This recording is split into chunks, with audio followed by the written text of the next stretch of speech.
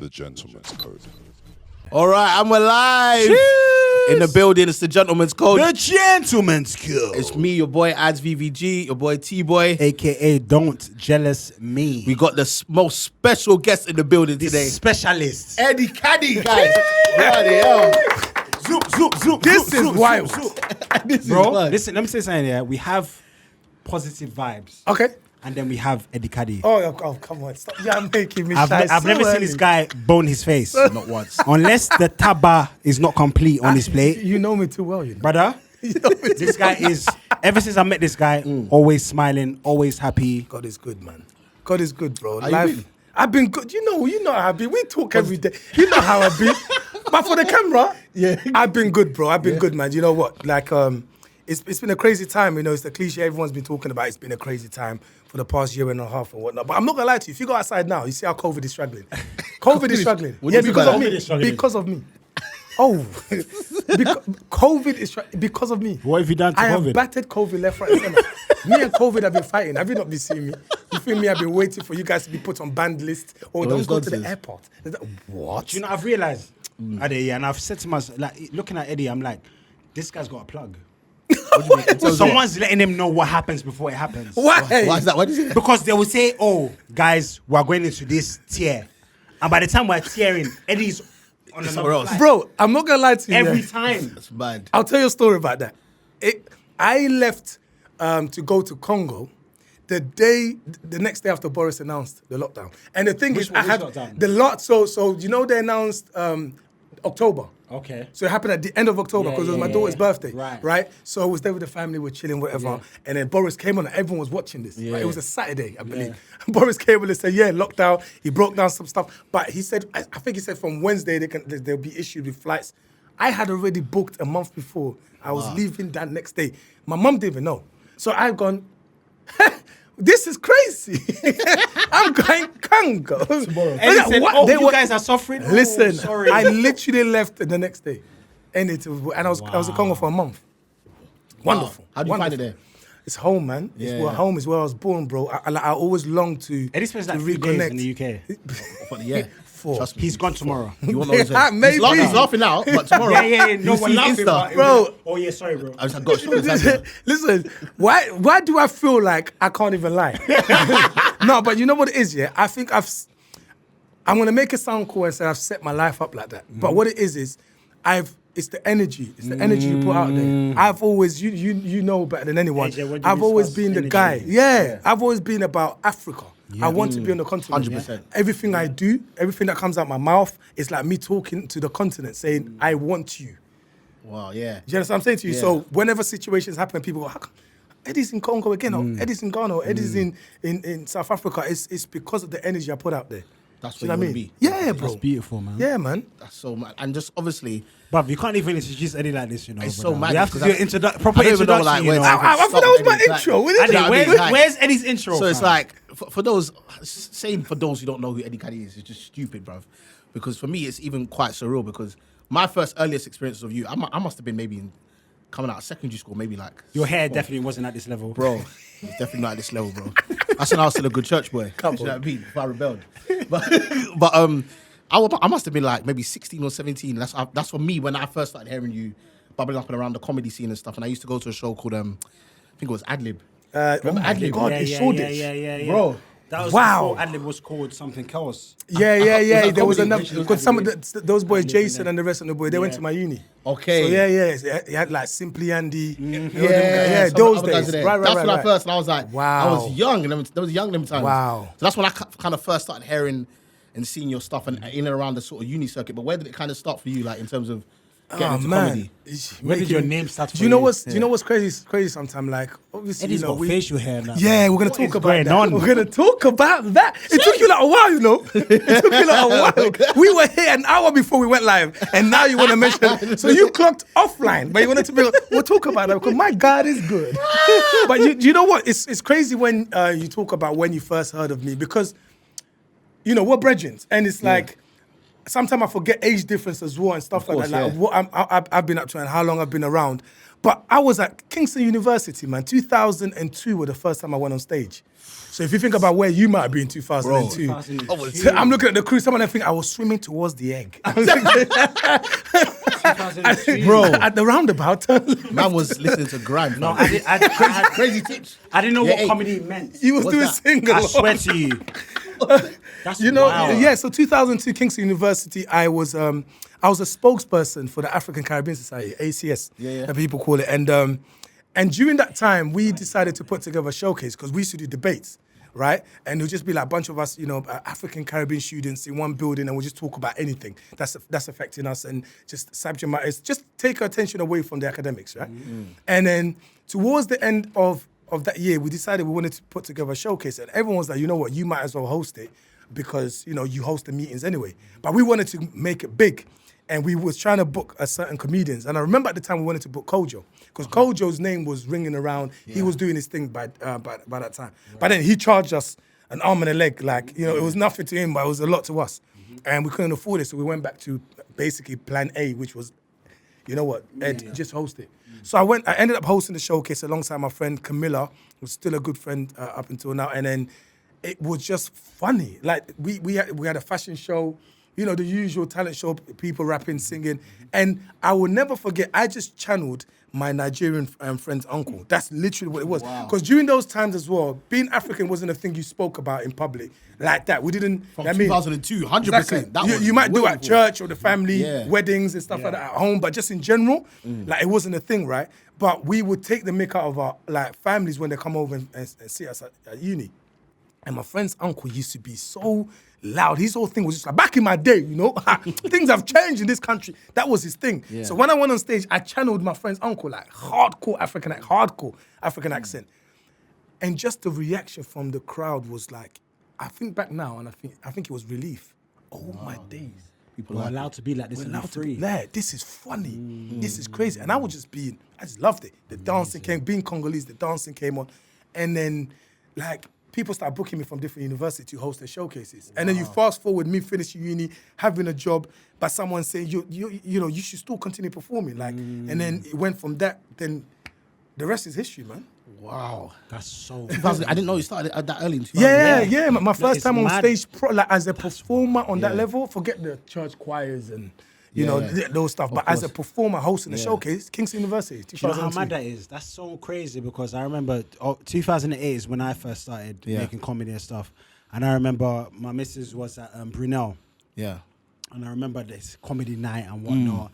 And they were like, oh yeah, Eddie KADI's coming to host and whatnot. And I feel like a year before then, I knew who Eddie KADI was. So I was like, oh my gosh, Eddie KADI, there's Richard Blackwood. Yeah. There's A-Dot. Yeah. The list was crazy. Yeah. The list was Yeah. was there. Yeah. List was crazy. Do you know what happened? Everyone came late. So I had to start. Yeah. I had to be the first bill. I was the first what bill. uni was this? Brunel. Okay, Brunel, yeah. That small stage, right? Yep. And I remember Yeah. Eddie was hosting a day. I died that day. No.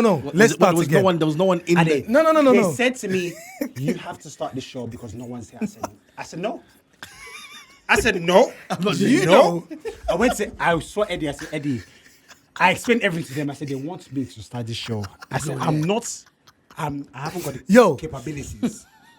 Yo, it was difficult. You could not have won. It was not possible because already your name was already going around. Bells But from the videos. what it is because they didn't see you as a stand-up. Yeah. So and we'll probably get into that later when we're talking about comedy and we'll talk about stand-up comedy and just like sketch comedy and I think it was unfair on you because I still talk about it till today. I think myself and A-Dot caught up on that story. Having Richard Blackwood, myself, A-Dot, Fumbi. These are guys that do stand-up comedy and be doing. These are the elites. And then, They've already got a name. So what the uni did was put him up because they knew they would sell tickets. They knew that's business, but they also knew this guy's funny because he's already got a crowd. But the crowd want him to laugh. They want him to win. But it's stand-up, and then they put him on first. So they're not even allowing us to warm up. You don't remember what happened, bro. Do you know why he don't remember? Let me listen. say why you don't remember. Because you are not the one stressed. Listen, you know what I'm saying? He was already. we felt sorry for you, you know. Bro, I was looking at Eddie saying, they want me to come on first. We felt sorry. What do you mean? Wait, to do a set?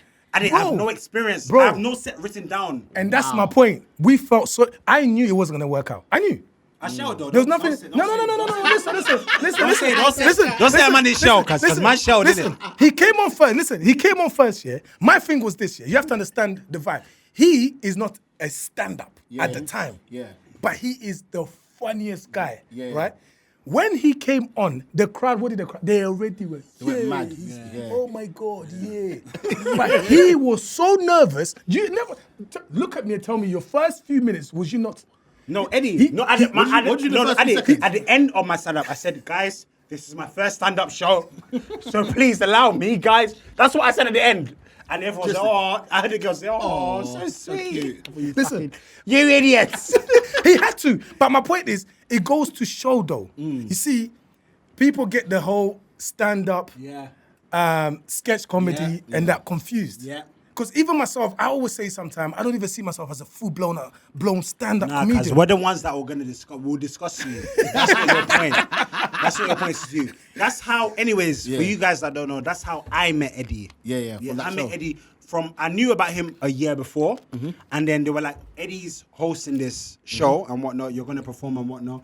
So as soon as I heard I'm the first person, because can you imagine, I was meant to be like second to the last on this massive bill of A-Dot, Eddie, Fumbi, Richard Blackwood, Baba Sunday, so many more. So but I came early because obviously man trying to get 155. I feel you, bro. That's how much I got paid. Yeah, for my first gig. 150. That was Big B back then. Yeah. I wasn't getting paid for anything else. Yeah, it's money, bro. It's money, bro. When man said, "Oh, you have to do this," I said, "Oh my God," I was shook. So I said, "Eddie," I have to do. Eddie said, "You got this. You got this, man. You got this, man."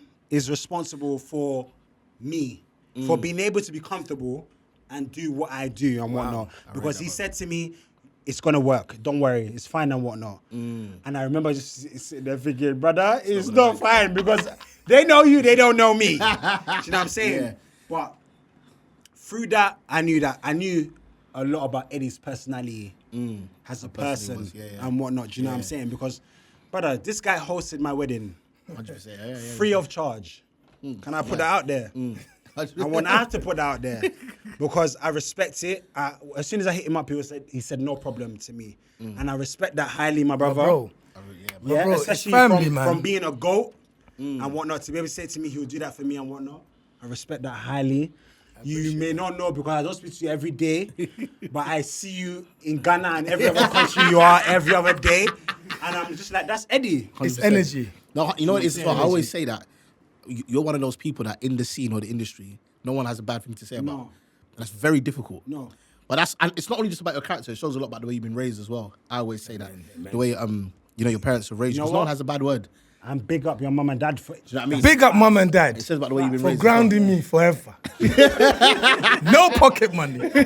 You will wear these trainers from Tesco's.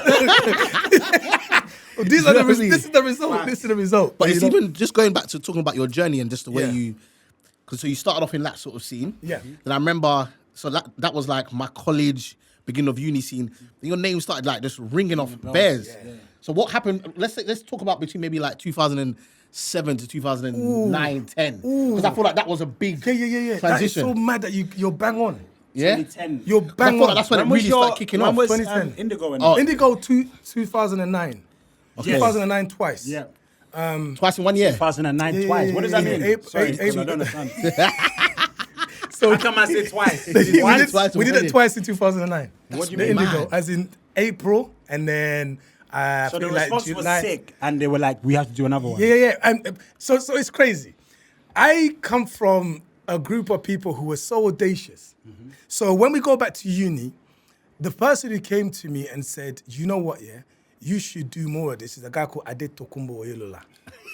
But they call him T. It's got about 12 syllables. That's why they had to call him T. Because we didn't have time. There was no time. So T had an organization, a band called Black Grape. I remember Black Grape. Yeah, Black Grape. So Black Grape, I met T because he was first year, I was second year of uni. And that showcase, that talent show, he came to me and said, "Bro, I want to bring my band to perform at the showcase." So I bring him on. And after that showcase was done, I remember a lady came from, I think she might have been from Brunel, a young lady, and she said, that was amazing. Can you come in and host our showcase? And T came out like a typical Nigerian, bro. He came out and he said, yes, he will perform. How much?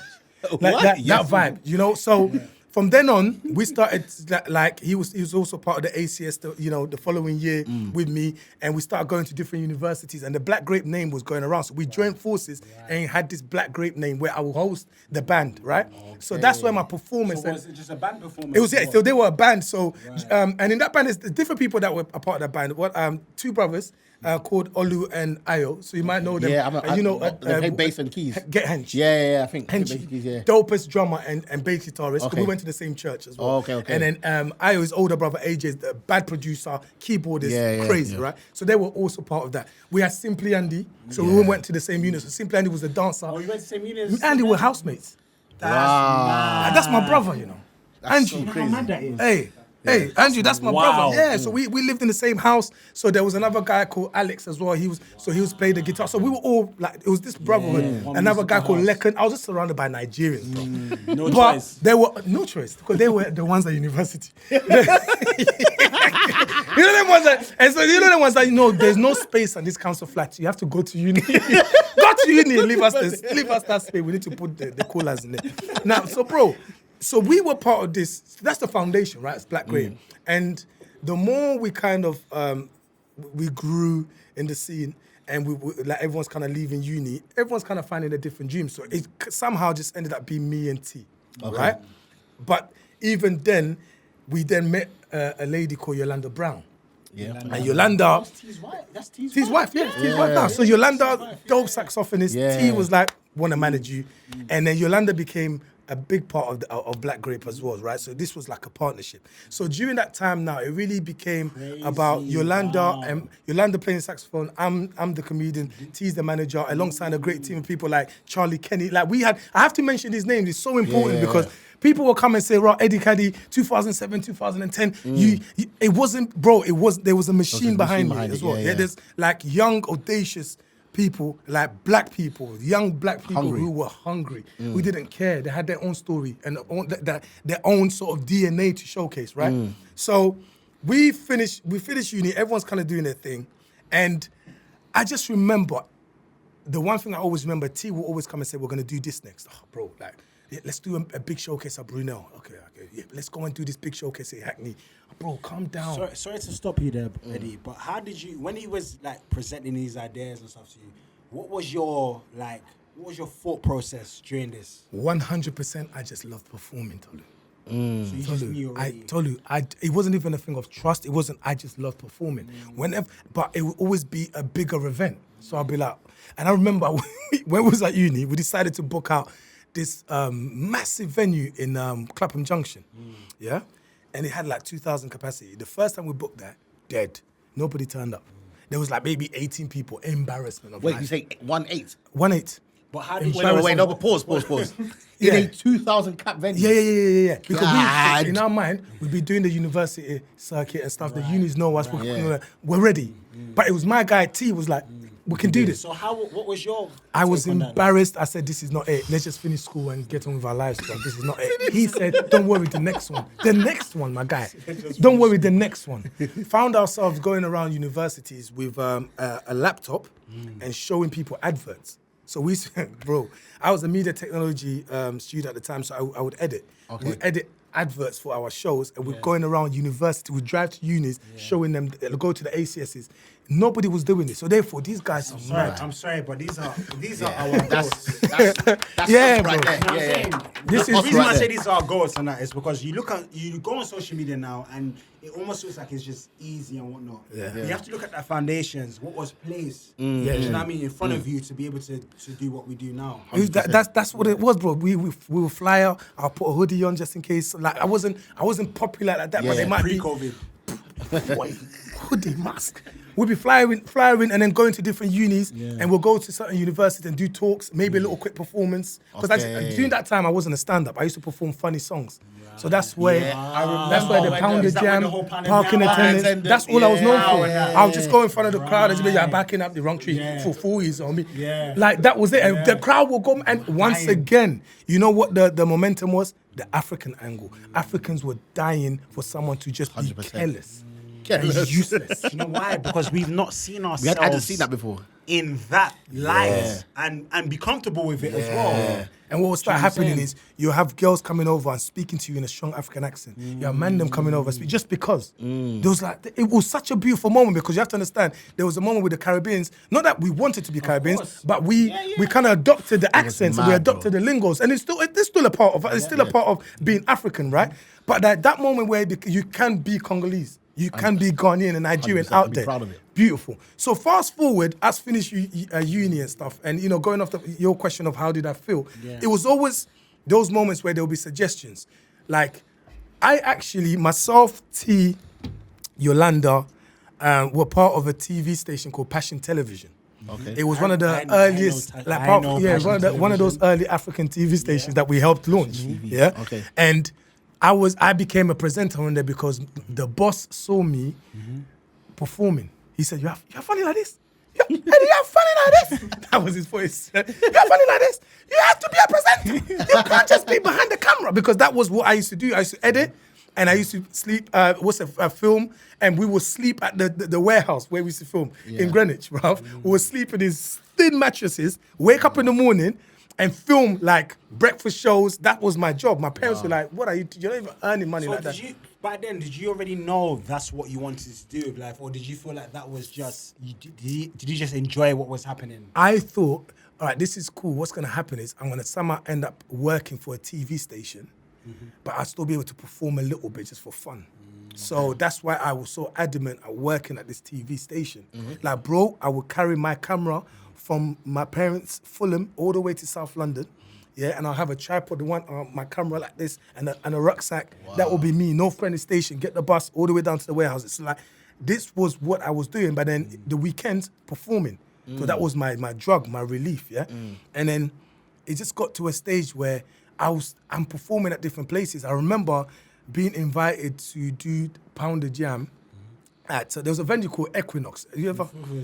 Way before you guys. Equinox. It was in Central. Basically, it's in Leicester Square. Okay. So we had a showcase there where we used to do dance routines.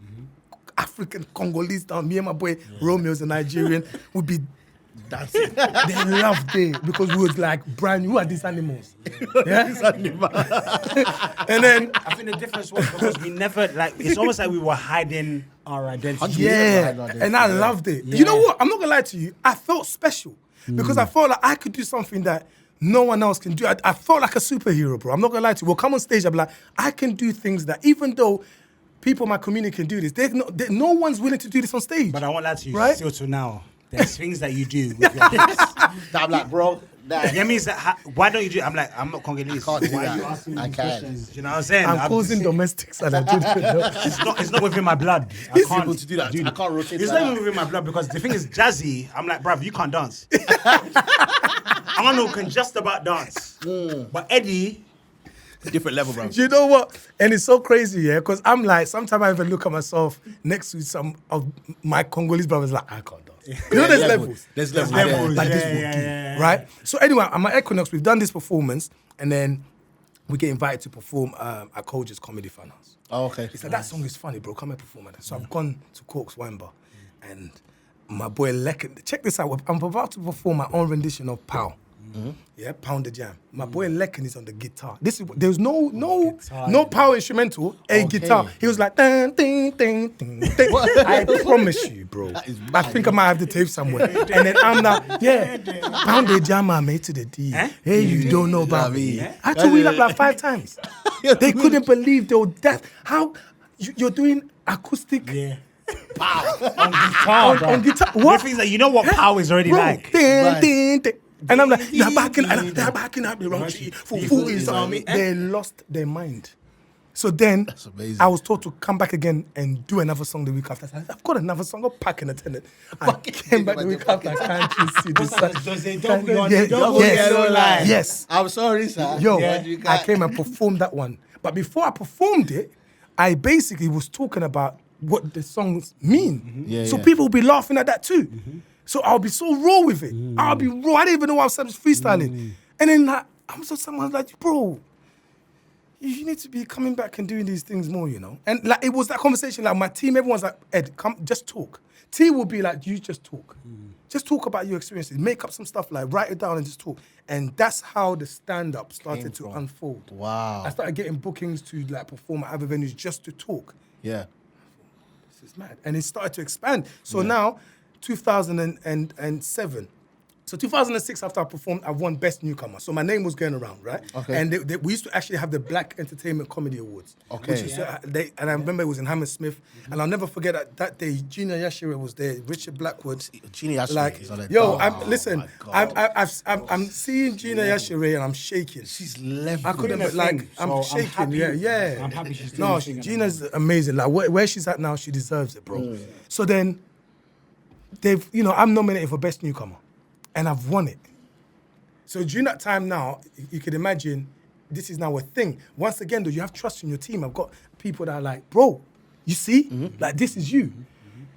And guess what happens? Straight away, so this is like maybe October 2006. T goes, bro, April, let's do a one-man show. What is wrong with you? You thought it was a bit too much. So let's do what I Had do. he been doing like shows beforehand? Or Has he been doing shows? Yeah. Oh no, because this is the guy that will be doing big capacity venues and it'll No be one's empty. turning up. Yeah, Then, but you we'll said do no a one's next turning one and then it gets filled up. So he knew about shows. believed in That you. was in him. Yeah.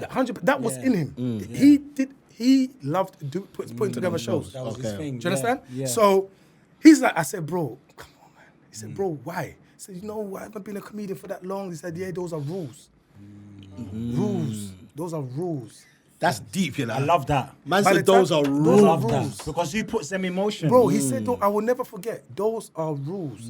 And it was like, do you know what? That's beautiful. You know? We're gonna do this. And I was one of those guys. I've gone, go on then. Boom, flyer came out the next day. Like, listen to me. Yeah, because look, Team I don't ain't think you messing around, understand. innit? Yeah, we had a On team, point. we had a machine. As young as we was, and as we had a machine, we knew who to go to. Our sister Mary, who would do the flyers. Mary's still banging them out till now. Yeah, I'm telling you, Mary will do those flyers. She's a genius. She will bang them out. Flyers have come out. Okay, you're not joking. Yeah, we're gonna fly next week. I've got the venue. Come and see the venue. What? Like, we've turned up Black Fridays. I've never seen this venue. We used to drive past all the time going to church from West London to East London with my dad. I didn't These even are know on guys the that are underpass. actually making things happen. Yo, Black Fridays, the Mermaid Theatre. Yeah. We walked in there. Theatre. Yeah. And this is a venue, and I'm overwhelmed, right? Cool. We promoted it, and it's just creative idea once again. Yeah. I will never come and sit and say to you, most of these ideas came from me. I just wanted to be on stage. Got you. My homework was start to now put together all the things you've been talking about, Yeah. be you, put them together, but also you don't just have to do stand-up. You can also have incorporate guests. other stuff into it. You Yeah, can be, yeah. I Do want whatever it you to want. be you, Eddie. Yeah. And it was like, there's no rules, just be you. So then, how did you manage to transition that to the 202 shows, No, the Indigo shows? amen, no. Amen. Bro, We've got a goat in our presence. the first show we I'm ever gassed. did, go. This is my nigga, bro. I'm gassed. I don't care. I'm gonna say it. Don't jealous Because me. this brother helps me with my first ever gig. Hosted my wedding free of charge. You're a goat. Brother. You are a goat. Love you, You bro. are a goat. But do you know, we'll get to that because you don't know how much you've given to me, but we'll get to that. My thing was, I did the first show. Yeah. We promoted in the most creative way. We went to Central London. You know those? What are they called now? Messing Put them in there. bikes. We took one. Okay. And had a guy drive me towards the venue. We filmed as the promo. They said, who's this guy? And then we also had that on the screen, so that became my entrance into the venue. Brilliant. But what I would have is I would have some of my comedian friends help me now become the driver, right? So a guy called Jason Lewis. Jason's now remember Jason dope Lewis, actor. yeah. At that time, Jason was kicking doing off. stuff with He like helped me Daniel out. Kaluuya during that Yeah, time with as Daniel. well, Yeah. Amazing Yeah. set of people, man. Yeah. Jason, dope guy. Jason, bro, I'm on it. Let's do it. Jason literally rolled up with me. We did a little sketch at the beginning. So like that show oversold that. There was so much hype on the promo because everyone's like, this guy, who, how, why? Yeah. Sold out. We had to just put a wanna different know. room. We had to Yeah. get another room, put a screen in there. That's how much it sold out. Came back. Man said to like, do you know church? Trust me. When people come late. Come late. In the second room. 100%. Overflow. 100%, bro. Then we had to come back, do another one. I think so. That was 2007 April. I believe we did another one, possibly towards the end of 2007. Okay. And then we went to the Shaw Theatre 2008. So Okay. this was at the British, next to the British Library in King's Cross. And then we did a 1-year anniversary back at the Mermaid Theatre. So by this time, you have to understand, my first show, my guests are Richard Blackwood. My dreams come true. That is mental. Richard Blackwood was my guest. Nathan, who was like top R&B singer at the Starboy time. Nathan, A guy called Action Jackson, if you've ever heard of Action. Action Jackson was my hero. So these guys have come to, they are my show, and then Flawless, the dance group, we did a routine together. Amazing, right? So by the time I've gone to the 1 year, 2008, it's just, I had Gus from EastEnders. Remember him? Yeah. Gus with the bro, it was these moments for me, I think back, it was just like celebrating our culture, right? So 2008 happened. During that time, I'm now starting to get my name Out there. Yeah. So One Extra now giving me a slot. God bless. Wow. Yeah. My brother Ray Paul just trusted me, and then I've never done radio before. So then he said to me, "Come, and you're gonna do the Christmas Day special." And I did that, and then I became a student at One Extra. So I was there for a while. So then now we've got to a stage where it's like, okay, we're doing all this. And you have to understand, though, during that time as Black Grape, Yolanda Brown is becoming a name not to be played with. Her name started getting really big. I remember at that time as well. Yeah. She's winning mobiles and everything. So now we've got to 2009, and the Indigo was an open. The Indigo was an after party for Michael Jackson's 50 concerts. A lot of people don't realize that venue was an after party venue for before obviously he passed and stuff. But there was an opening, and we went for it. It was once again Ed, we should go to a 2,000 capacity. No, calm down. Too much, too many people. Trusting my team. Did the Indigo, sold out. Second time, again, 2 times in a year. And the thing is, I remember T going to the O2 Arena and saying, let's do the O2. Ed, what do you think? Let's do the O2. I said, come on, man. You have been bullying me for years now. We're not crazy. doing the O2. He said, I've approached them already. But they don't believe us. They said we need to do another Indigo just to show them it's not. No, a second one. So we did the first one. Just to show, and then we did another Indigo. Sold out. O2 Arena. So let's What's so crazy about that whole period is I remember when these men were just booking out. I was just like, what the hell is going on here? I was like, these men are sick. I was These like, men are sick. What the hell is So talk to us about that trans, because the Ultra Arena that was 2010. 2010. September the 4th. September the 4th, 2010. And I remember that, and I was like, okay, Eddie's about to do. I remember when it was kind of talked about, and I was like, and just to give people context here, because a lot of people watch this sort of stuff and they don't actually understand the magnitude of what that is. First of all, doing an O2 Arena now in 2021, there's still only a handful of artists from our scene that have done that. We've had people like Stormzy, Kreps and Conan's done it. Who else has done it from our scene? Tiny Temple, of course, did that. He did it 10 years ago. Yeah. And then from the Afrobeat scene more recently, Davido's done it, Wizkid's done it. Still only a handful of people. Eddie did that in 2010. So people are understanding the magnitude of what that was to do that 10 years ago, given the fact that it's so hard with comedy to do that now. So now you've gone from doing 2 dates at the O2 Arena, at the O2 Indigo. Talk to us about the transition between now having to do the arena and what the campaign and all of that look like. I will always say this, that never be afraid to connect with your close ones, your community, because that's your strength. A lot of people neglect those that are around them because you have all the resources you need. But people always want to, I'm alone in this journey, let me do my thing. Yeah. But when I look at my group of friends, there were people who were good at sound. There were people who were good at finances. There were people who were good at graphic design. And those who were good at organizing. I mean, so many different types of people that pulled together throughout my journey to get to a stage where we've done an Indigo. Now, when we got to the O2, you have to understand, for them, it was like, how dare you? Who do you think you are? It's not going to happen. Peter Kay and them man are doing this. Calm down, Michael right? McIntyre. Those, that was the moment. But before the idea was presented to me, it was already discussed in secrecy. So my people, them, were already organized that this is how it's going to be. Because why? They knew we've all got a role to play. We know what Eddie's role is. So he's the last person we go to. Does that make sense? Okay. Eddie's role is the stage. Because look, there's one thing me saying, it's my career, I'm on stage, so it's all about me. I banged it out. Eddie didn't sell out the O2, and even the way people talk about it, I didn't headline the O2, I didn't do it by myself.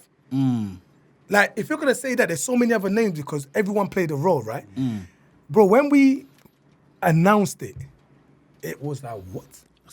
People, I had so many phone calls like, bro, are you sure about this? Are you sure? And I always remember, like when it was first released, the first set of tickets, and then I got a phone call. T was screaming on the phone, saying we've sold about 2,500 tickets, like, in random like that already. It's done. Like the last hour tickets, because there was promo. I cried. I was in my room. So it was this early on. This is the first day of release. Oh, the first because day they of released it out on the O2 website. Yes. Okay. Yeah. So it was. So if there's an interview I did with Lenny Henry shortly after that, and it's on YouTube now. And Lenny Like Henry, Flex is there, cuz. Lenny blood of bruv. Listen, The man. it is a real thing.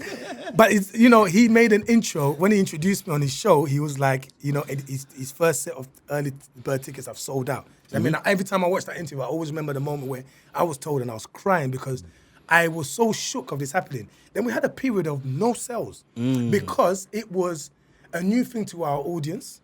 And then the mainstream audience were watching, like, who is this guy? So I started doing the rounds. I remember the first interview was on London Tonight.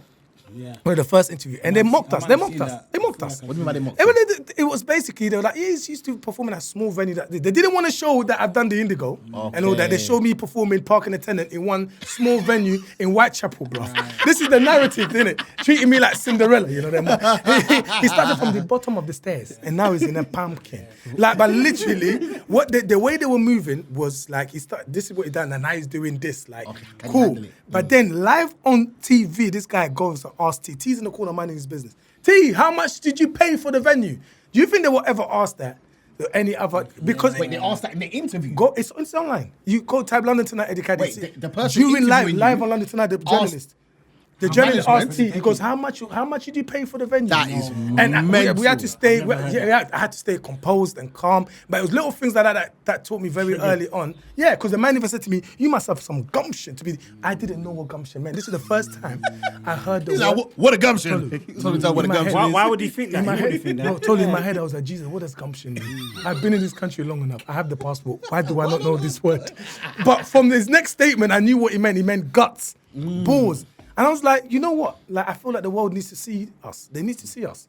So that was the typical narrative in some of the stories I wrote. I got invited in some comedy sort of award stuff, and I turned up and I saw the Michael McIntyre. He's one of the goats, He's one of the goats, cuz. I remember going to a comedy night not comedy night, it's like an organization called Total Comedy. And I think it might have been an awards night or something, and I saw Michael McIntyre, Eddie Izzard, all them guys, and I was always introduced. That's the guy that's doing the OT arena. You're the guy doing the OT. Whoa, very brave of you. I was getting that, and then sometimes it'll make you feel like, raw, like, you guys just don't expect this from us. Not even just that, but you guys don't even expect this from us. You're happy for us to just be cool, no problem. So as the hype was building, I'm finding myself on Soccer AM and so many other places. I remember this period as tickets, well. bro. I would, one of the worst phone calls. You've done events. One of the worst phone calls you can get from your colleagues will be, "Yo, bro, how's it going? Yeah. Small talk out of the way. Yeah. So how are ticket sales? See that? Because when somebody's asking you, you're like, you are waiting, you are waiting for me to die. Like, and I knew, and there was support, but. Bless everyone, man, because they were shocked. Everyone's like, what is this guy doing? I could see in their eyes when I was talking to people. Are you sure, love, are you? But let me tell you something, yeah? When we ended up I think we had like 6,000 walking on the day. On the day. Like, it was, my dad would call me, Eddie, you have your own car park. So what do you mean? I goes, the car park says Eddie KADI car park. You understand what I'm saying to you? Like, guys, moments like that, and it's like. So can I pause you there for yes, a second? my brother. So that people just understand here. What Eddie's basically saying is that on the day, like 6,000 plus people walked in and just bought tickets right there and then at the venue. Yeah. Now, again, if you're doing a venue that size, usually the majority of tickets will be sold out. So, so the one before O2 priority. So the early sale tickets were already gone. I'm not trying. You know me. I know you. I don't do the gassing unless there's gassing available. This guy was there. He was at the start of it all. Yeah. And how did that make you feel at the time? Seeing 6,000 plus people just turn up, bro. What were you thinking? Do you know why? Because I asked this because I remember looking at Eddie Yeah, I remember him like interviewing people when the show had started and thinking, this guy's a madman. Yeah. There's bare people here. How is he doing this? Bro, it's so, oh man, do you know what, yeah? Honestly, we all have our gifts, man. Yeah. Yeah. Bro, I'm telling you, I believe And you know what? I remember one thing that Yeah. stuck with me Yeah. from my career is that Eddie said, Holy Spirit is with me. Yeah. Oh, you remember that? Yes! But you know what? Because Because that's the only reason I was able to do my 5 minutes of stand-up. Because Holy But Spirit. Eddie was like, listen, Holy Spirit is with you. 100%. I said, who that? Okay, cool. Who him? Yeah. No, but you know what, bro? Like, it comes down to that, but we all have our gifts and we have our purpose. If you're true and loyal to that, you'll be fine. Yeah. I played to the best of my ability. Yeah. I'm not going to sit and say to you, I went to comedy school, I studied the arts of comedy, or I planned ahead before I went to university, I'm going to become a comedian. No. I mean, I wanted to work in television, I wanted to work in the background production. I didn't see myself in front of camera, right? So, like, coming out... When you're backstage, you're nervous. Of course. Are people out there? That was always my Yeah, question. because even the night before, how did you feel the night before? Bro, I'm like, oh man, like this. It felt like a dream. It's the closer we got, and I'll tell you one thing. My friends know about this. There was a moment early on, maybe like a few months after we launched the promo, and the tickets weren't moving. Yeah, and then I thought, nah, this is too much pressure. I've got the scene on my back now. If I fail, that's my career done. I didn't even think about what happens if I do well. Well, I started thinking about if I fail. If it flops. Ain't that And you know crazy? our people, they all say, look at him, arrogant, so and so. Who do you think you are? Those before you that didn't, so you think you can. Right. So Becky Lockett was my PR at the time and still a good friend now. She's you know Becky, bruv. Big shout out to Becky, man. And me and Becky used to have she was like basically my therapist at the time, innit? I remember we sat down.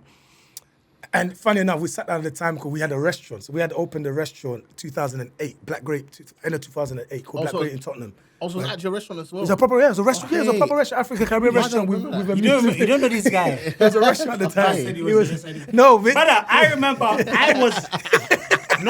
Eddie KADI was my template.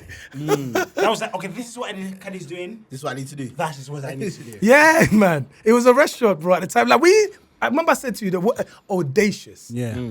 Like there was a lot of, I and I'm remember. not gonna say I think I was the bravest one in the clique. No, but I will be like, I've got no choice. This is we're sticking to this plan, right? yeah. So we was at the restaurant talking, and I said to, I just started crying. I literally broke down. I said, I can't do this. This is too hard. Because I think I had a convo with T. I said we should allow it. He said, well, I lied. What? You know how much money's boy, been you're going out spent? there, fam. You know how much money's been spent to the promos? You're out there now. bare piece. If you stop, where are you going to? Where are you going? So that didn't work. So I've gone to Becky.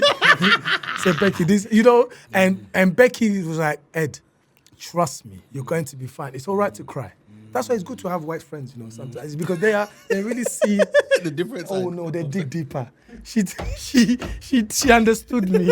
She said it's okay to cry. It's okay to do. But you are doing something no one's ever done before. She said, like, she calmed me down, bro. And she said, we're gonna trust me, everyone's with you. I'm with you. We're gonna go through this journey together. So on the day, Becky will come into the room with a clipboard, and she'll be like, "Yeah, Reggie Yates is outside. Yeah, Rest Richie just entered. Yeah, go. Oh yeah, Chip, yeah. Tiny's there. Yeah, Kano just walked through. Oh, you didn't know these people were coming to the show? No, we invited people. I met Kano for the first time on Soccer AM. Okay. Imagine the first time he was a guest with me on Soccer AM with Andy Cole. This is how I met these guys. So I've invited Kano. I said, come to the show. But it's those convos, right? But now you don't know if they're gonna turn up. And understand, I've had a conversation with N-Dubs. I've said to N-Dubs, you guys come through. Tiny, we didn't want to use Tiny because N-Dubs was our special guest, but we didn't want to use Tiny as on the promo because Tiny was blowing so big, and it was like, no, let's calm it down. And then we get a phone call saying Dappy can't turn up for N-Dubs, but the other Phaser, Talisa will turn up. Okay. Cool. And then they say to me, Tiny's here. Last minute, they said Tiny's coming through. I said, this is. Man. So my confidence. Were you a fan of these artists before? Absolutely. Loved them to bit. Loved N-Dubs to bit. Especially during the time, like, I used to do a lot of behind the scenes of video shoots, yeah? Right. So this is how I met Dappy and Tinchy, because they had a song called Number One. Which is a So huge I song at the massive- time. Big song. Massive So I did the song. behind the scenes. This is how I came across the fellas, and we just became cool. So, like, but I was a fan of their music. Right. And then of course, Tiny. It was Tiny, bro. Yo, I remember myself and Kevin J went to Deptford to to feature on it. I'm not sure if that video's still online, but to feature on a video with Tiny Temper. During that time was so Do Me and they're doing they're trying to do their thing. And but you know, calm guy, lovely guy, man. Yeah. That me wouldn't hurt a soul. That's just the kind of guy he was. And it was just, you can tell if I reach out to this person, they'll show me love. Yeah. But they were also busy, bro. They were tourists, so you weren't sure if they were anyone was right. So imagine they're coming in and out of this room, but then you're getting. I'm always talking to my team like I'm a baby. Are people outside, guys? Are people turning up? I I would be so. And he will look at me and be like, Ed, it's cool. Ed, we're gonna be fine. And there's that look of, okay, we're actually gonna be fine. And then Becky will come through and said, Mr. KADI, and laugh and go out. I said, what's KADI? You know what I mean? And then my parents came through. And my dad's older brother, he lives up north. My dad's older brother lives up north, yeah? And he came, he's never seen me perform, never. Your dad or your older my brother? dad's older brother. Dad's older So brother, my okay, uncle, uncle, yeah. He's never seen me perform. And I think that time he wasn't even in the UK for that long. So he wasn't even sure, what is it that this boy likes? Yeah. So he's come backstage and the look on his face, I've never, because this is Big Daddy. Do you understand what I'm saying? Bigger than your daddy. So that's why they call him Big Daddy. Bigger than your daddy. Yeah. So, Big mommy. He makes sense now. so I looked at his face, and he looked at me in awe, bruv. He's never looked at me like. He looked at me like mosquito. Eddie now. He looked at me and he said, "That's what he said." And that meant everything. I knew from that moment. You knew what was happening. I knew because he wouldn't say a word. He was just looking at me like this. Wow. Amazing. That's beautiful. So, And in the moment you went out on stage, I mean, how did that feel? oh, bro, The way you walked out. bro, you're taking me back. What's so mad about this whole You're taking me back, conversation bro. is I remember this whole conversation. Yeah, man. That's what's mad about it. I remember like seeing everything unfold and seeing. So like I said, a year in advance, I already knew who Eddie was. Yeah. So, but I never To see see how someone escalate that quickly. and be like Mandem, like we know Mandem, but Mandem is actually doing bits. Yeah, yeah. So I remember when Eddie was doing bits. Yeah. In the Indigo, and everyone was like, "Oh yeah, we're buying tickets to go to Eddie's show." We're going, And you know what is at the time as well? I hadn't seen like Adidas like get behind a comedian. Oh, mate, listen, yeah, that's another thing. You know? Because it was like they were doing stuff Yeah. with the artists, but I Yeah. haven't seen Adidas like get behind the comic, and they had quite a Right. big role to play in, in the show and stuff, innit? So Akuya and that. Come on. Akuya. Adidas family, man. You know what I mean? Like that's another thing that you know people will like those guys. They really backed me, you know. Hey, they really. When I say really backed me, because you have to understand. Why do you think that was? Yeah. I think it's love. I'll tell you. I think it's people, love. I man. think when people have got a good heart, genuine, like Paula. You know, and Akuya, like that. So the people who took me Oh to my Adidas God. first of all were the twins. So Alec and Alex, Okay. Right. they took me there. Yeah. And I had met Akuya from before, but didn't really see her like that. So they took me there, and then I see Paula open from the beginning, just love. And then I will never forget. You know the experience, bro. The first time I went there, they just brought out racks. What's Oh, going on there, bro? I remember that. Remember, this is someone who goes into JD Sports and goes, What's the budget? What's the budget? What? Eight. you start from the top, innit? 80 pounds? Oh, those are the new. Yeah. Those, So you just start hey, scrolling me, I've been down. dreaming about you for the last 16 years. Since you came out 16 years ago, I mean, that was the thing. So walking in and then seeing a JD Sports being created in front of you, you know that. Look at his face, bro. Look at his face. Wow. Was that how Jenny's was being created? Right. Then the first, then the boxes are coming. And you know the interns are the one that bring the boxes. And you're just there thinking, Bro, it's like Groundhog another Day. one. It's like Another one. boomerang. Another one. So I said, and I went to I said, so I'm in there. He said, no, bro, this is you. I said, You're feeling nervous, bro. The thing is, you have to be composed are you as well. That's the worst thing. I said, are you sure? So and they were like, Ed? And that was the love from the beginning, right? And it's like, and I remember I used to get support from my boy Nana, who's at Nike. And Nana became the guy who bust Tiny and Tinchy and all them guys, Skepta eventually, all those big, massive Nike deals. But Nana went to Brunel. So Nana was ACE's president at Brunel University. Wow. Yeah. Nana was ACE's president at Brunel University year? when I performed. 2004 That maybe. is wild. Yeah. Nana was, Nana was. That is wild. Yeah, man. What? And Nana will tell his own story. So he finished uni. I'm done. He starts working at Nike Town. and then he's going up levels. So Nana was supporting me as well from the beginning, but it got to a stage where Adidas really stepped in because his hands were tied earlier as well. But Adidas stepped in love. So over the years, the love was just there. They would just show me love, like with just products and stuff. And then eventually, it became about we're actually going to support you. And I'll never forget, you know, like The support was Powell and the Queen and the team, they were like, we're going to back you. On my stage, I had an Adidas bed. Yeah. I had a trainer that I designed turned into a DJ booth. So it was a big Adidas. Yeah. And you have to understand, once again, when I talk about love, my DJs. I just saying all this, I'm just looking like, I'm not surprised. I see other people like, wow.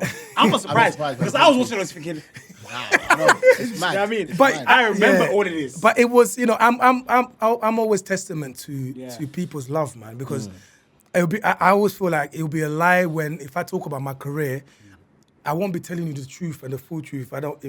If you don't understand it from that side of the people that were involved, you know what I mean? So they would like the Adidas lot backed me. Even some of the artists that turned up, people that turned up was also because of the love. That I met people through Adidas, and you know what I mean. There was just that love. So, and it's like.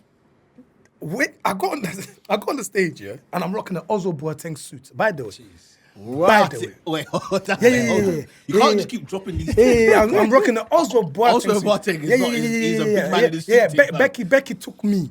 Becky said, Ed, So where, I got Savile? surprised. Yes. I'm done. The back. The back? You know when I said the back, but you know what I mean? When you get to Central, you now go through the back. Yes. Those rows that people, that's Savile Row. The roads that you get clamps, bro. Not even permit holders. They just permit holders. They just said no. Bro, we went into the Boateng store. Becky, what are we doing? Don't worry, Ed. They saw it. We're just measuring. Yeah, they measured me purple. You think that suit is still Congolese, come that's on. yeah, that suit is, but it was Congo, but let's be calm. I was diluted. Bro, my brother, yo, I'm on that stage, yeah. I started off by wearing a pajama because I started off on the bed. And I lost it. Because what happens is I have to sneak out and get into the bed and it's dark. Okay. Bro. So I'm sneaking out and I looked out and I said, Jesus Some Christ people was there. of Nazareth. And because they can't see me, so I've snuck into the bed and then it's time. And I've come up. When I've come up, the lights have now come on. I forgot my first line. I forgot what was coming. I forgot. just saw the crowd. I chatted nonsense, bro. People don't realize the first 3 minutes of I was chatting, but rubbish, thank God because the momentum, the moment, everybody's already to get into my rhythm already. Because I'm looking at, I'm seeing people that I admire. What do you mean? crowd. Yeah, Front row. people that have grown up with. I see Richard Blackwood. Even though by that time I knew Richard, but Richard Blackwood is now. I mean, in the front row you see the Kanos and the chips and the Wretch 3-2s and the tin cheese and imagine that your show, like, bro? come on, man! Like it was mayhem. So I've now composed. By the time I compose myself, I'm looking. Laughter sounds so sweet when they are holding hands. You know what I'm talking about? You crack one joke. It wasn't. It was not. It's not. So when they are holding anymore. hands, it's like a roar. Bro, It's like a roar. bro, it's not ha ha ha. Ha ha ha. It's Echo. It's a punchline. release. Freedom. Punchline. That's actually mad. Bro, those are the pieces. Because you I'm know how black people laugh with their feet. There's none of- That's a black people. Bro, with their they were feet. bro. Like the show, you know, of course, the wild moments, like Tiny coming out and everyone's confused. So do you come on stage? Tiny came up, he performed Pass Out. Man. He performed Pass Out, and then N-Dubs came on, of course, because Dappy couldn't make it, I turned into Dappy. So I acted as Dappy, so we did our own version of number one. Yeah. Wow. Hilarious. I had Denise from EastEnders interviewed. It was so crazy, bro. Wow. So those moments, the show is now done. And I emotional, can't bro. believe it. It's everything's surreal. I can't like everything's so. It's just like What's your what's going through your mind during this point? numb. I was numb. But I was so happy, bro. Overwhelmed. I was just like, Crazy. bro, I can't. I was so happy, bro. But like, and I just wanted to just take it in, just relax. At that moment, I just knew things had changed. And then what? So talk us through what kind of happened. So you do a massive show like that. Yeah. What's from a commercial perspective, what's the knock-on effect of it? Oh man, so do you know what happened? Everyone's talking about you. Of course. Everyone's talking about you. Already you can sense, because now during that time as well, now there were conversations about other management companies getting involved and partnering always happens with big with management T. Like all those conversations are happening. But you have to understand now, during that time, and this is where I always try and advise those that are coming up as well. It's like, you got to be true to yourself. Like always, like your truth has to always prevail. And I remember during that time when there were now conversations that got involved, that it was now partnered with T, and the people that got involved almost shed light in certain things that we are supposed to be doing in the background. Okay. And that caused a massive conversation. It made us look at ourselves internally, and there was just a disagreement. Okay. And during that disagreement is when we went our separate ways. And it's so crazy because... Is that you and Black Grape? This me and Black Grape. Okay. It was so crazy because it was like, I didn't outgrow Black Grape didn't outgrow me. Okay. But we knew that the amount of effort that we were put to get there, we were so tired, bro. Exhausted. It was exhausted. And then it became about what's next, because it's like, okay, what's next for me? What's next for you guys? And conversations came. And I guess when this conversation came, they tested us. When this conversation came, it tested us, and it was like, do you know what? It's now time where man has to walk on his own. And I just wanted to make decisions for me. It got to a stage where it doesn't matter what way it goes, I didn't want to make a decision for everybody anymore. Right. Because I guess one of the hardest things as whether it's a comedian or an artist, is that you know that your decisions are affecting so many everybody, other people. so many people's lives. I got to a stage where, as much as I appreciated like the bravery and the audacity and the support of my people, it's always, a lot of the time it always felt like if I say no, it affects everybody. Every time, if I move like this, it affects everybody. Yeah. So it just got to a stage because it's about me.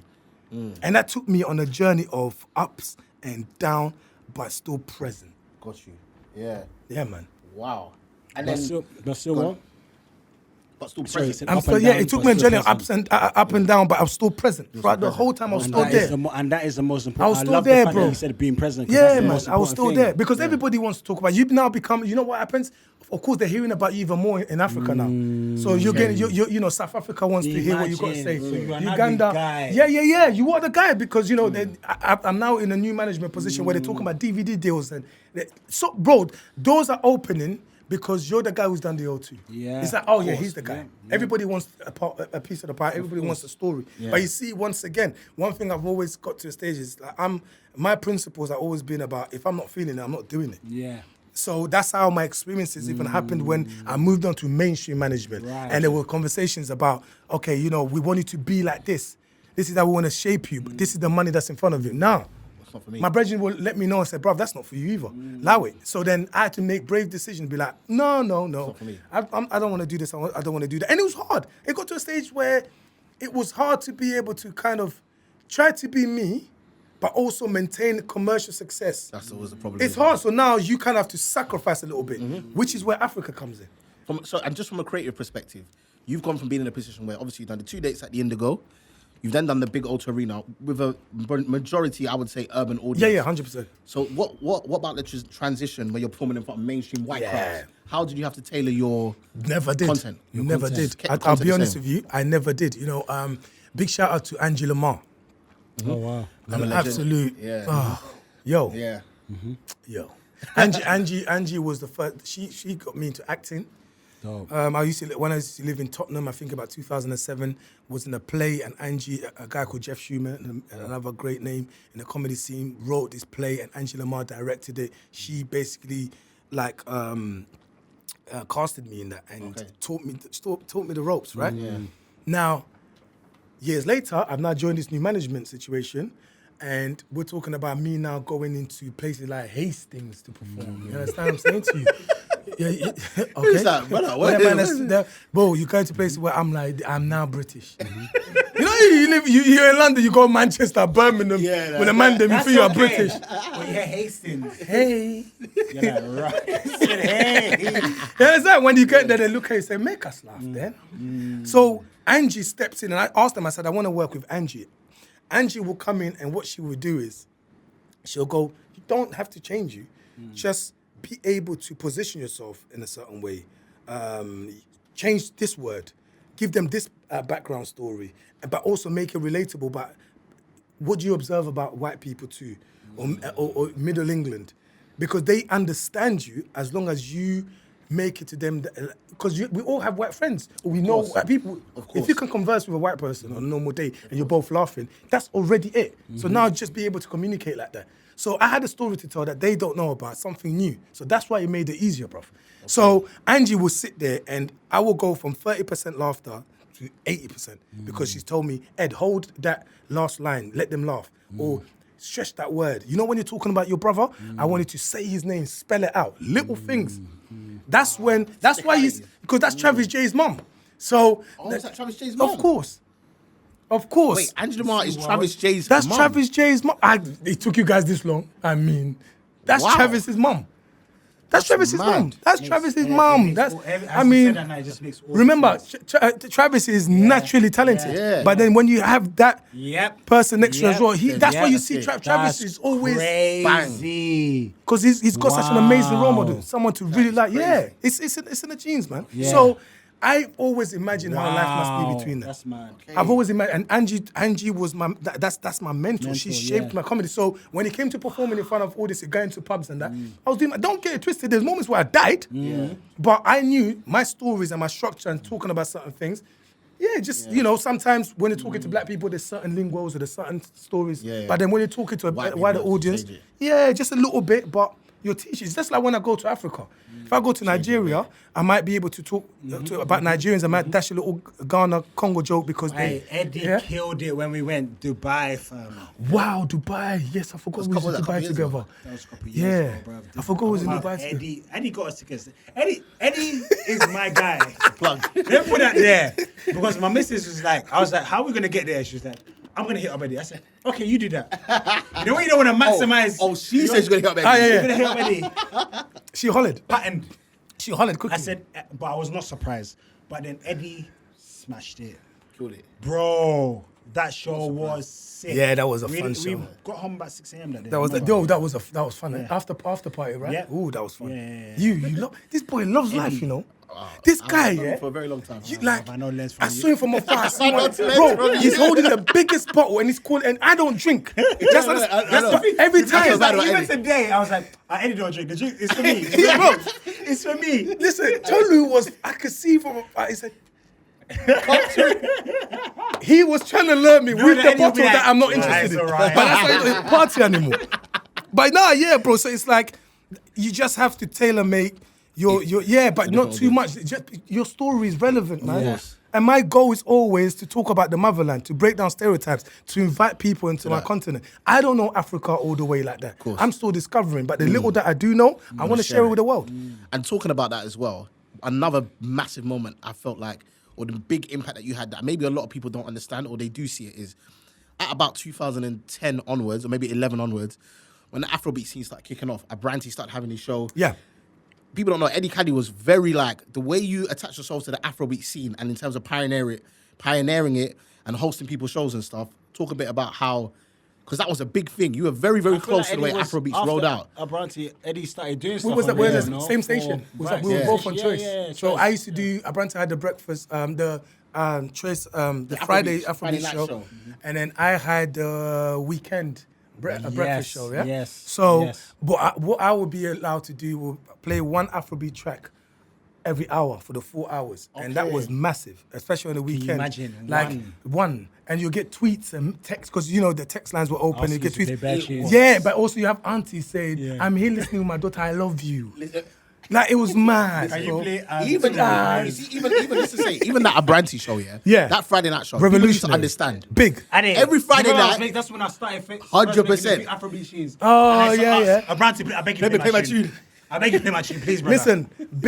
Listen, those were massive moments. And the thing is, you have to say, I'm from a Congolese home. Like, we just love music on a level because here's the difference, right? You have to understand, what you see now with modern day Afrobeats, we had a lot of young artists that already existed in the Congolese music scene that we listened to, you know, and they, like going back to Awilo Longomba was killing it early 2000s, late 90s, early 2000s, and he wasn't even the biggest artist like in Congo. Wow. He came out of Congo and it was touring the whole of Africa. But then we had like Kofi Olomide. You understand? We had like Wera Son, like big names, bro. Okay. We loved it. We were already in it. So in France, it was already popping. People were selling out. Concerts were selling out. Stratford Rex were having big Congolese concerts early. Like we're talking about, like Midnight is going to the 2000s. Mid-90s? Yeah, of course. Going to 2000s. Yeah, this was happening already. So by the time I was at uni dancing to Congolese music, it was a thing. So when now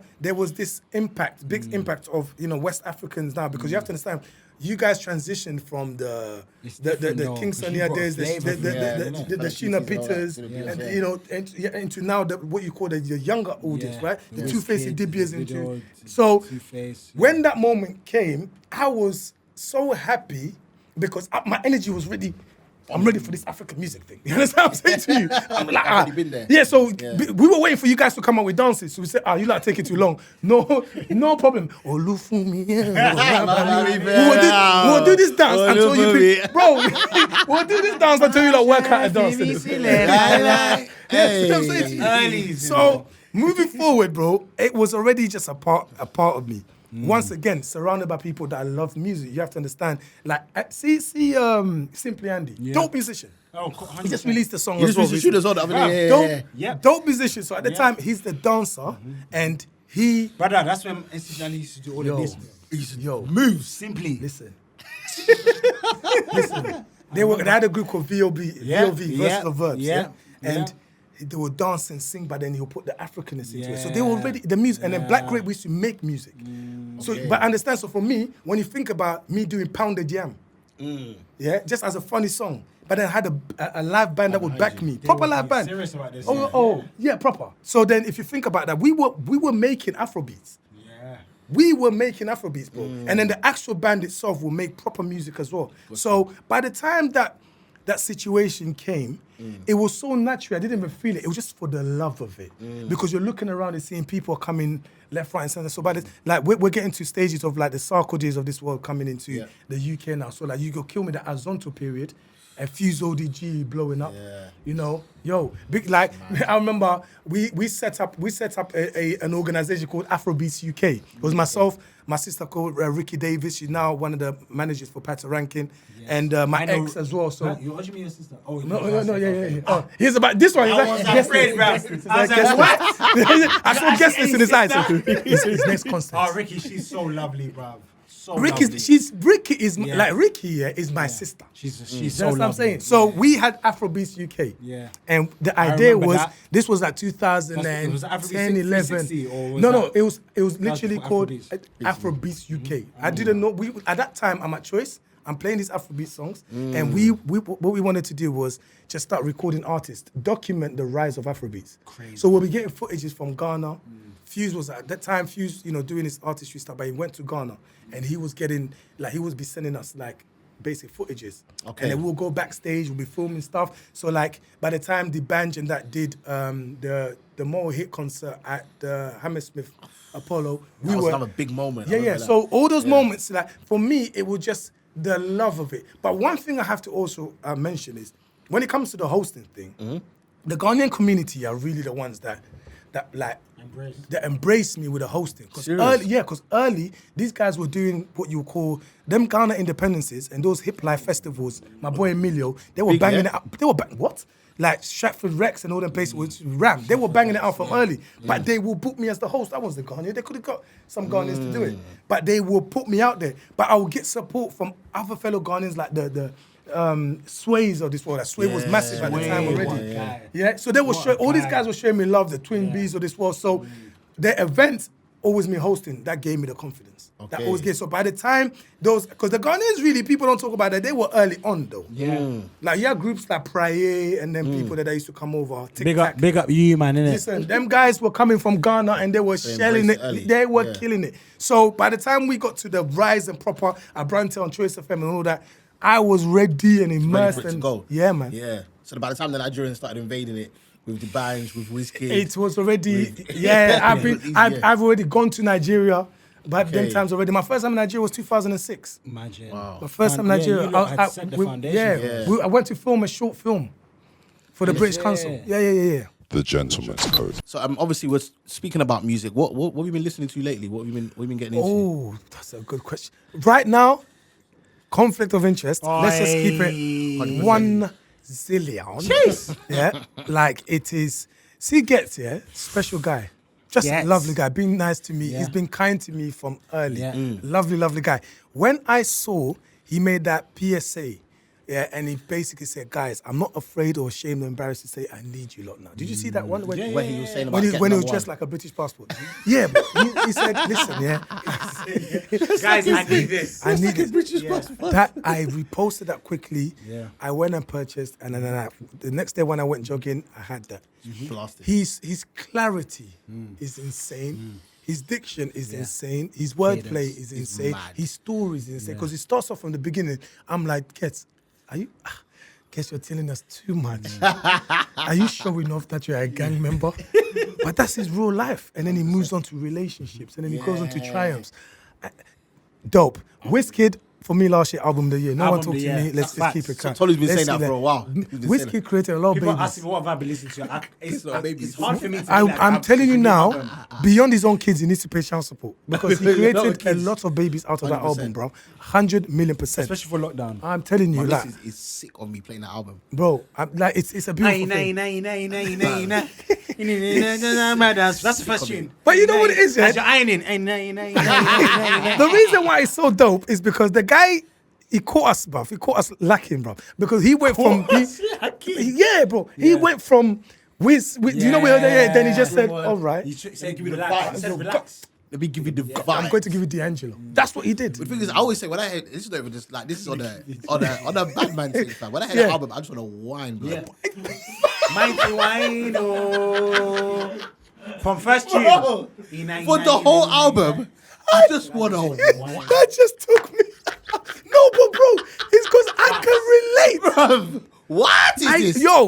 It is. That's what it is. It was so shocking. I listened to the album and say, "Oh, what's happened?" I did. But he, to be because honest, when When you first I heard was it, the first person. Tolu was the in our first group person. chat to call it. I said, He said this it's the is best album. oh, Yeah. God, And I said, bro, it's too early. I I took was my like, time hearing Remember? the album. I heard about free because I'm a Wizkid fan. Yeah. Like, so that one is like whenever he's the one guy when I meet him, yeah, I remind him. I don't care what we're doing and cracking jokes, I'm in awe of you. I told, bro, I met every time I've hosted his shows, we're backstage, we sit down, we was in Sydney together, and I sat down, I looked at him and I said, I'm still in awe of you. You just need to know that.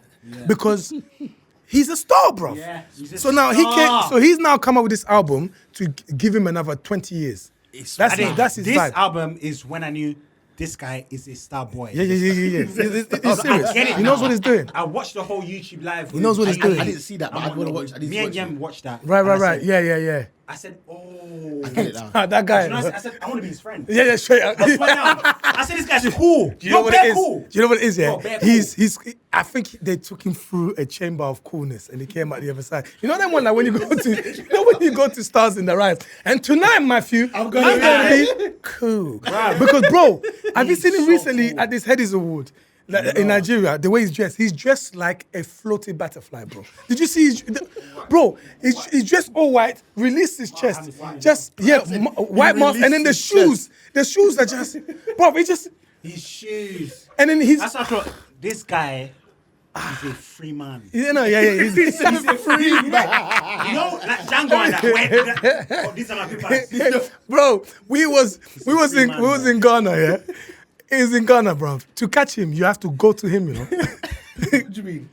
Listen, if you catch want to him, catch, you have to go and find him where he is. Yeah. He Yeah. did not budge. I think he came out a couple of times. Facts. I came out a couple of times, and I remember there was a tweet someone said, "Hey, for 2021, I really want to mind my business the way Wizkid is minding Ghana." Bro. Do you know Bro. why Eddie's not lying? Because I remember looking at a video with Wizkid and NSG. I think one of the members of NSG. Yeah. And one of the guys was like, "Oh, we found Wizkid. Oh, he's here." Where was yeah. he? Chilling in He was chilling in some beach house somewhere with his family, One relax, cool and every guy, now and then bro. if he decide he'll come out. That's it. Or that's his life. So anyway, so Wiz, but also, bro, listen, I still believe the greatest music on earth is Congolese music. Tell me about Yeah? some. I don't know about all of that, though. Listen, yeah. Don't. Of course you don't. might be the Listen, greatest dancer. listen. You know what? Of course you don't. No, actually. Oh, take it back. Actually- I'm gonna watch Ade as you confess, Actually, as you take it back. Actually, Good. Talk to me. I don't know about You're stuttering. Because you know what? It's hard for it to come out. Gara. Yeah. Some of the artists. Right. Gara. So let me tell you, do you know that Awilo Longomba, just Awilo, who is an absolute legend, influenced half of these artists that you're seeing now, coming out of West Africa. And they will tell you with their own open mouth. They'll tell you. Like, that's a fact. But Awilo came from, he was the drummer of a group called Viva la Musica, which was a guy called Papa Wemba. Legend, his past. God rest his soul. Cool. Then you move on to Kofi Olomide. Kofi Olomide. God. He's a G. Kofi Olomide is his music. Even now, the guy's in his 60s, he's still killing it. But you have to understand, Kofi Olomide he opened the doors and gave birth to people like Fali Ipupa. Oh. But wait, Kofi was not the guy there's a guy from Congo who's on all the yachts with all the babes.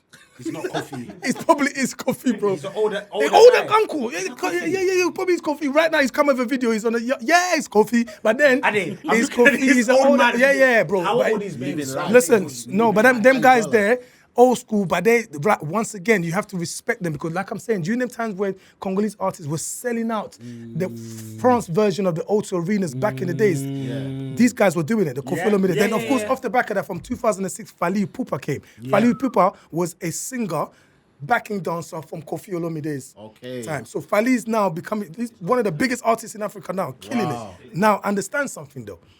Now we've got a young kid called Enos B. Enos B is now doing a style of music called Afro-Congo. He was at Afro Nation in Ghana. He's he got booked. He's killing at the moment. But some of the music that's coming out is just beautiful. But that kind of music has influenced a lot of the sort of French artists as well. You see what I'm saying? Speaking about the French artists, because I remember speaking to this about the other day. Remember, them not get views, you know? So I didn't know much about millions. French Millions. Afrobeat artists. Right. Yeah. And then I heard about, I remember a few years ago, I heard of like MHD. Yeah. He's from I think his country is Mali. He's from Mali originally. He's Mali. There's another artist called Nizar. He's from Congo. He's from Congo as well, yeah. And I listen to some of their tunes. I don't understand any of it, but the bangers. The two of the biggest artists, Metal Gims and Daju, they're Which brothers. one's the one with the World Cup? What's it called? I think his name is Veg Dream. He's from Ivory Coast, right? Then you've got Daju. Daju's massive, and his brother Gims gets millions. These are brothers, yeah. But their dad was in the same group that Awilo was a part of. Are you understanding me? They are the biggest artists that come out of France. Just come out of no, but what you have to say, you see the French, you see French Afro-French music. Yeah. Years ago, this is nothing to them. They started this from time. They were doing. That's why when you hear songs like Gaou, right? Gaou, you got a group called Magic System from Ivory Coast. That was already ringing before exactly. That one song from school. And you know what? We thought, Nigerians thought, we are the ones. Bro, listen. We didn't know. Magic System is an Ivorian group, yeah? And you have to understand, Ivory Coast, I've got a style of music called Coupé Décalé. They will tell you that anybody else, Coupé Décalé was influenced by Congolese 7 music, those fast Congolese music. So when you hear them go, that's Congolese. My people know, my Ivorians know that. So that's what I say, Congolese music till now, I will listen to a 20-year-old Congo song here and it gives me the same music. Bro, so now you got Fali Ipupa killing it. Enos B, absolutely taking it. Then we've got so many other artists coming out of France. Right now, though, I need to talk right now. My brothers have come out and I love them to death, bro. My brothers who I spent so many nights and days with, bro, trying to grind and make sure that they're doing a thing, LDNC. Right? Yeah. These are young UK guys, you know, they've been around the scene and their time just wasn't right. But they just released a new song called Ajuru, which is now, is doing rounds. It's doing, but once again, the reason why that makes me happy is because the new generation of Africans coming up in the UK are just like really owning the music. They're not afraid. Even if it's a grime artist or a drill artist, they still claim it. They're holding on to the African stuff. Because when you listen to Back Row G, it's people like you that's made that capable, bro. Amen. When you listen to Back Row G, you can feel he's a Congolese, bro. You can see. I just listen to his Congolese. Back Road. He's going. How can you ad-lib throughout the whole freestyle? And the poor that 7 o'clock they came in to cook him down. They told the babe, hold this fuck to mouth. Anything to rook bang. I said, I say my life, my family.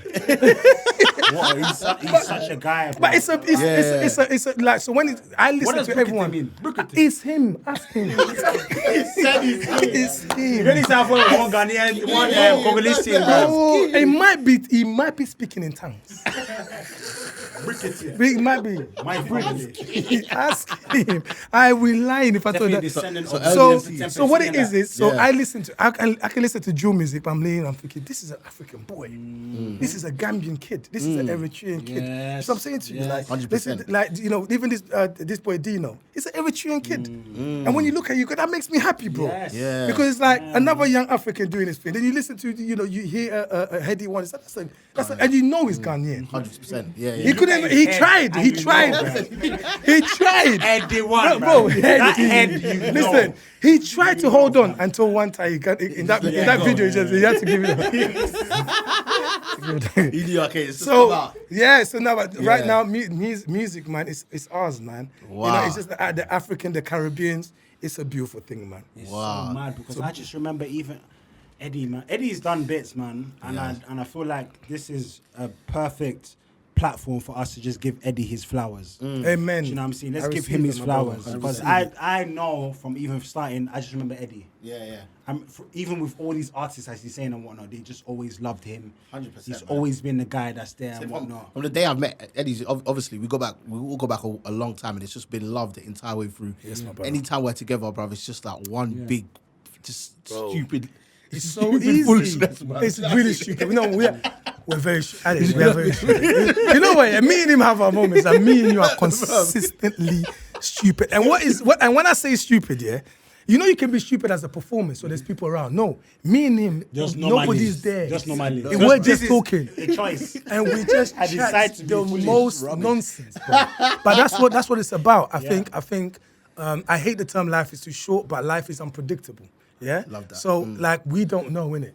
We don't know at what point God is gonna call us. So up until that point, just honor it, but doing your best, your gift and purpose. Who are you? Like, what's your journey? Forget the amount of money you got in your bank account. There's moments where there's no money in my account, you know. And we've all gone through COVID, where it's been 100%, difficult. But I tell you Bro. what, one thing I've got is my purpose, bro. That's what's giving me peace. That's what and my people, my friends, like the love, the support. Like I was talking off camera, like I don't. And not to big myself up, I don't do too many interviews. Yeah. But that one of the reasons is because you know what it is, yeah? You got to try and squeeze out as much time to yourself I'm laughing. alone, you know? I remember being at Afro Nation and looking at Eddie on stage, thinking, this guy, man. Why do you book me? Book me. But I'm there and I'm like, I understand why he's here. Because this guy is such a lovely guy. And what does this dickhead do? He sees me and he goes, don't jealous in his head, Bro. And I'm like, oh, for fuck's sake. I think I called you out so many, every time I saw you. Bro, every time I saw you, and I feel like at one stage, I said to you, try and come to the, I feel because the nerves kicked in. I feel, because you never came. Brunel's show again, bruv. I said, nah, bruv, this guy's trying to set me up. You never came, and I was thinking, if you came, it'd have been lit, bro. But we've got more coming. And you know what? We've got It's a more coming. testimony to you, like just like me, just like seeing flashes of your career. Yes, and sir. stuff, yeah. It just lets me know, like, look, yeah, in life, be a good person, innit? In Bro, life, be nice. If you know what it is as well, going back to what you were saying. Because that's all I remember of you. And that is what you get back. Yes, sir. And you know, you're talking about what you're saying about your purpose and stuff, yeah? If there's two people I can say that, no matter what environment they're going to, they make people... You see you and Ada. No matter what environment you're going to, Always. bruv, that is My God-given. guy. Bro, I It's can't past remember comedy. Eddie It's past comedy. not smiling. I'm Bro. being honest. Go talk to those in the background. can't. You know what it is? It's like... you Unless gotta there's choose. no taba available. Eddie is smiling, bro. Don't kill me with Tava, bro. I will fight you to the And end. you know what it is? One of your key phrases, and I'll never forget your phrase. You say, what, laughter is your best medicine? Yeah, I'm yeah, your yeah, local yeah. And I'm your local pharmacist. pharmacist. Bro, it's the reality. And you know what? I tell you, man, look, I know away from the stage, there's a moment. We're human. We go through stuff. 100%. Go through pain. Go through, like, I cry, bro. Like, I have moments where, like, and I'm a pretty emotional person, to be fair. I'm one of those, I'm very expressive, so. Maybe comedians are very Yeah, emotional. we are. But also, and I'll tell you one thing, though. I'm glad you brought that up. People will say to me, like, what's your secret? There's some dark secrets. And I will say to them, I'm not going to lie to you, I don't adhere to the typical comedian story. You know that the stereotype of comedians, and you know, what is it, the the clown with a tear in the eye. yeah, I'm not that person. I am genuinely from a happy family. Yeah. Right. I grew up in a happy home, family. even from Congo and here. My friends, I'm that person, Yeah. right? But I know that I'm also in the public eye. Right. And I know how to balance. I choose sometimes as well. Like, Yeah. look, this issue is not for everyone to solve. There's people that have been assigned to help me solve them. Yeah. My job is to just provide the happiness and be nice to people. Unless and if I don't like you, you're just going to wonder, how come I don't see this guy? You know what it is? We don't have to confront. I'm not a confrontational Is that kind of part person. of your skin care routine? Then, My guy, I tell you what. Because you need to bring me in. I tell you. Bruv, Eddie has looked the same way since when I first met him. Because my God has a I won't lie plan. to you. See all of this? This is new. Have you No, this clocked is it? 2021. Have you clocked it? You went Turkey last year or what? I don't know about Turkey. You know what happened, yeah? I'm going to keep it 100 with you, yeah? Since my child is now free, and like, bruv, I don't know about you, but are you guys used to the word daddy? Like, Yeah. No, it's still My son is just about getting out, but so not is that he's only on dad? 16 months. You're on dad. Exactly. They're Don't there, worry, they're the time there. you will cry. Bro, He said you will So cry. you know the word daddy, and I showed you the video earlier, yeah? And it's like, you start to feel like, okay, I actually exist now. Wow. And small things that I said to me, say, you don't look like a daddy. You don't look like it. Attempt to daddify yourself. So you are the one that Let something grow. And I got brethren here, like, you know, people like my boy Ike, Jazzy, like those, my boy Oh, Aubrey. yeah, the they have hair look. yo, Big beard. they Yeah, have the hair they good, the hair have good. high pack. They carry high pack. So So Jazzy's me, a wolf. what? Jazzy looked at them, oh, it's so cute. That's what they say. Oh, okay. I said, no, I don't care how much, even if it's a little bit, because me, I've got baby face. I said, even if it's a little bit, let it just be there because I just want my daughter to say, hey, daddy. That's it. I just wanted some change. But my skincare routine, you know what it is? Stay away from Clubhouse. And on that note, I can hear that. Facts. That's my TED I talk. deleted that after 2 weeks. And that's my that's hey, one. I deleted That's it my after. TED talk. Brother, I deleted it. You are discussing this. Bro, you said 2 weeks. I deleted it after. Do you understand what that means? Entered and said no. I blinked and he was gone. My iPhone knew. Oh, you mean? Okay. You mean? All right, telling you, guys. Look, it's been a great conversation, guys. Oh my, Man. bro, honestly, from the bottom of my heart, I've just enjoyed this convo so much. I've learned so much as well. Bless you, lot, know what I mean, so thank you for coming and just you. dropping gems. Bless you. And And can I just say before, yeah. I know you're wrapping up, and I did say this at the beginning, yeah. This brother, Yeah. like, I know he has moments in it when he's like, he must have moments when he's down, when he's thinking, Rod, you know what is this? Am I the person that everybody thought I was going to become? I know he's had those moments, yeah, because I've been through that as well. But he's been able to transition himself from, and not too many people have been able to do it, from the sketch guy, the guy right in front of the camera, everyone's, yeah, that's the clown, because we've all been there. But to the stage where it's like, what's my relevance? To now going on the main screen, becoming a full-blown actor, writer. Because people underestimate his writing. You know what I mean? Saying, but the reason why I needed to say that is because I was saying to him that I get comfort from people like Tolu, because the next generation of people that are killing it, I know that I'm safe. Because they're always gonna create moments that will make sense for me to still also be there. You see what I'm saying to you? So, bro, like when you're saying stuff like, he hosted my wedding and he did it for free, it's because I don't see you as like a guy that, like a colleague, and many people want to know the relationship me and you have. Do you know what I mean? I see you as a little brother. That's the truth, and I don't mean that in the most condescending way. Man, gonna hold these tears in that. These Valentine's tears, man. Man, hold that in. No, but I see you as like my bro, just because of the trust you had in me to help you guide some of those moments. And it's just like, it's deep, because when you see people blowing up, you go, I know that guy, but also I'm a part of that guy's journey. Do you know how sick that is? So that's why this conversation for me has been History. dope, man. History, I man. thank God, man. Yeah. I thank God. Thank God. And I'm not gonna lie, Guys, you've been sweating. from Bro, the beginning guys, of this why you interview. just, god damn, you gonna put it out there just before we God finish? damn. You said you were No, gonna you say have- anyway. you've been Bro, saying you guys your said anyway. dreads are hot. You've been at You tsunami. guys are actually just bullies. Guys, this is the gentleman's code. Gentlemen's code. Come Big up on. Eddie. Come on. KADI. The Gentleman's Code.